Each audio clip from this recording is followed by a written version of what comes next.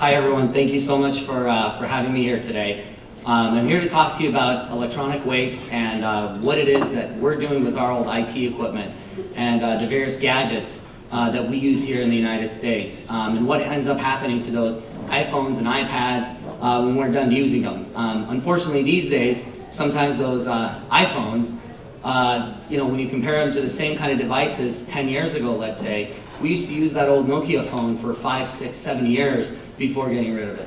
These days, if you have an iPhone 4 right now, you're behind on the times and you don't have the right stuff. So it's time to upgrade to that iPhone 5.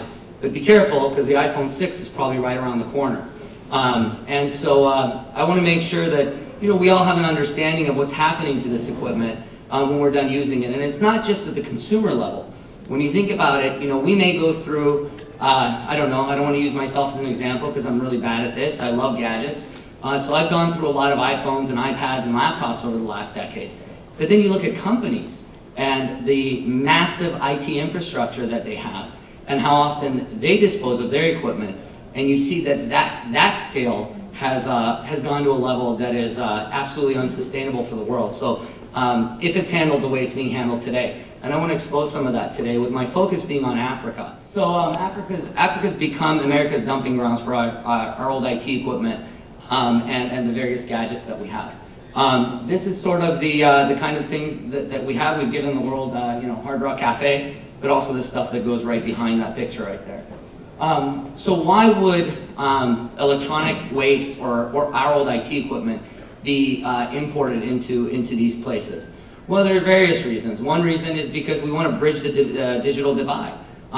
In most of Africa, they don't have the same technology that we have, and they can't afford to be purchasing the brand new iPhones and iPads and things like that. But if we're able to import secondhand equipment, secondhand computers, cell phones, televisions, stuff like that, that's things that they are going to be able to use and they can afford.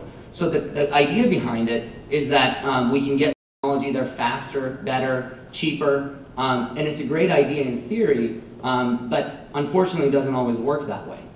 Because some of the equipment that's being sent over there, in fact most of the equipment that's being sent over, unfortunately is not reusable. So this is the kind of market that you might see. When you look at this picture you might say, well, that's not the kind of stuff I would want to buy today. But for a lot of Africa right now, that's perfect. That's really good technology. And we're not complaining about this sort of electronic equipment or IT equipment being shipped to places like Nigeria and other parts of Africa. It's this sort of thing. And what we're seeing more and more is this old electronics, these old things that are beat up, non-functional, things that have absolutely no reuse potential being shipped over there. So why would that be? Why is this kind of equipment being shipped off to Africa? We're living in one of the wealthiest countries in the world. We have access to all this beautiful technology. I mean, just look around you today. We've got this beautiful laptop here, projectors, sound equipment, camera equipment, all this beautiful equipment. So why would this equipment end up like this and being dumped on developing nations? Well, first of all, it's imported, the scrap equipment, that outdated equipment, is imported into these countries for a reason. They bring them in because there's valuable scrap commodities, things like copper, aluminum, steel, other types of metals like that. There's highly valuable precious metals, things like gold, silver, platinum, several other things. And then there are these strategically valuable metals that are in electronics as well, which are rare metals to find, and they're very high value. And in fact, if this type of equipment was shipped to Africa and they could get these types of materials out in an environmentally responsible manner, in a manner that didn't affect people's health and safety, it would be great. I mean, it would be a wonderful way for various nations in Africa to take themselves to the next level. But unfortunately, this is not all we're importing inside of this electronic scrap. We're also bringing in heavy metals, things like mercury and lead, which I'm not going to get into, but really, really nasty stuff that we don't want people to be exposed to. We definitely don't want it in our water systems. We don't want it in the ground. We don't want it in the air. Substances that disrupt the human endocrine system, things like brominated, brominated flame retardants that are inside of much of the plastic that encapsulates this equipment. So televisions and most of the plastic you see here, they have these brominated flame retardants. Also things like dioxins. And all of this stuff is again, I'm not going to get into it, really nasty stuff, not things that we want people to be exposed to. And you might say, you know, I've had computers and cell phones and things like that in my house and at my office for years. You know, I'm not getting sick from them. Well, it's because the lead, for example, inside of a tube monitor is inside of the glass. And while it's inside the glass, it's not a problem. It doesn't hurt anyone. It's when that glass gets broken and that lead gets exposed, that's when it becomes a problem. So you can go up to your TV screen, you know, if you have an old CRT type of monitor, you can touch it, you can, you know, do whatever you want. You can lick it if you wanted to. I don't recommend that, especially when it's on. You might electrocute yourself a little bit. But you know, you can do that, and it wouldn't hurt you in any way because the lead is not going to be on the outside of the glass; it's inside of it. And unfortunately, with these processes, that glass can come out, and then or that lead, I'm sorry, can come out of the glass. So why is this such a big deal? Well, first of all, I don't know if you know this, but e-waste just happens to be the fastest growing sector of waste in the entire world. The fastest growing sector of waste in the world is electronic waste. The estimate from a couple years ago was 20 to 50 million tons of e-waste generated globally every year. That comes out to be about, in 2008, 2009, while overall waste actually decreased, e-waste was one part of it that actually increased. You look at the fact that only 19% of e-waste is recycled responsibly in the United States. Now, this is where you have to be kind of careful, because you might say, oh, you know what? I recycle my e-waste responsibly. I took it to to a school down the street that was having an event, or I called a charity that came and picked up my e-waste. You've got to be careful with that, because a lot of times, not always, but in many cases, the e-waste events that are held, and the companies that are willing to come pick up your equipment for free, what they're doing with it is they're just turning around and selling it to these buyers overseas from developing nations. So unfortunately, a lot of us, and I'm one of those people, I went to school and I graduated in 2001, thank you. I graduated in 2001 from Berkeley. When I went in, I was not all about the environment. Well, after a few years at Berkeley, trust me, I came out, you know, full-fledged tree hugger, and I'm proud of that. So, thank you.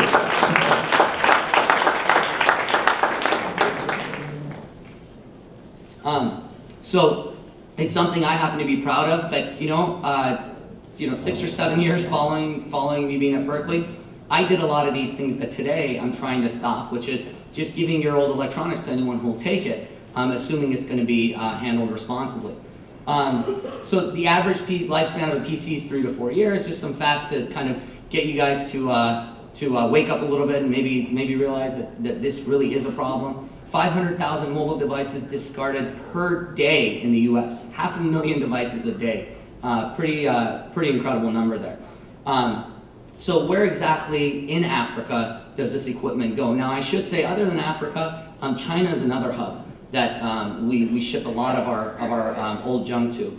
That's a separate talk that I give, and I talk about what happens in China. Africa is the other one. These are the two key places. But within Africa, we're seeing it go to mostly West Africa, mainly because of trade routes and things like that. Ghana and Nigeria happen to be, the quote-unquote recycling centers. There are a lot of pathways with which electronic waste ends up there, mainly from the U.S., but also from Europe, because it's a lot more accessible for European countries to dump their e-waste there. So they're helping us out in this, contributing to this problem. So these quote-unquote recycling centers have very interesting recycling practices. For example, in order to get the copper out of cables and wires, what they do is they just have open flames. You know, you put a bunch of wires. You can try this at home if you'd like. I wouldn't recommend it. But you can put a bunch of cables, set them on fire. They'll burn because they've got plastic on them. And then when it's all burned and done, and you've done your share of damage to the environment, and probably yourself if you're sitting there inhaling these fumes, you'll be left with a bunch of fairly clean copper. That's one recycling practice that they do on a regular basis. They also melt circuit boards. So melting circuit boards allows certain precious metals, hopefully gold, silver, and some copper to be recovered.